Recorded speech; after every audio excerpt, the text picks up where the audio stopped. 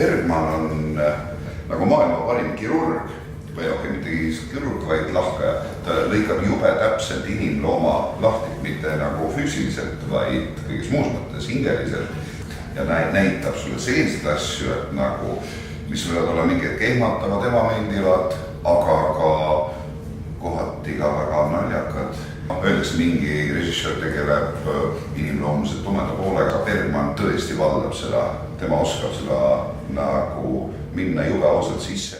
Teiseks on see, et Bergman on üks nendest suurtest režissööridest, kelle kohta öeldakse, on suur filmikunst ja ongi. Mitte kunagi ta ei tee kunsti pärast, vaid ta räägib lugusid ja kogu see kujundimaailm ja ta on kohutavalt aus. Ta ei ilusta, samas ta ka kunagi ei liialda. Ta ei istuta neid sisse, need kujundid kasvavad välja lugudest endist. Persona lugu on, omal moel see võib olla juhtunud 1000 aastat tagasi ja juhtub ka 1000 aastat hiljem.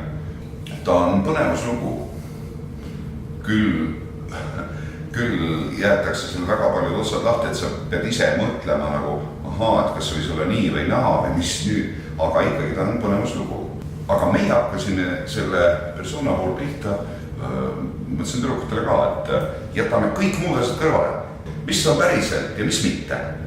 Et mitte mingisugust ebamäärasust. Meie tegijatena, me võime seda varjata, me võime anda näpu otsaga, me ise peame väga täpselt teadma, mis juhtub. Ja ma usun, et see telg on meil väga hästi käes.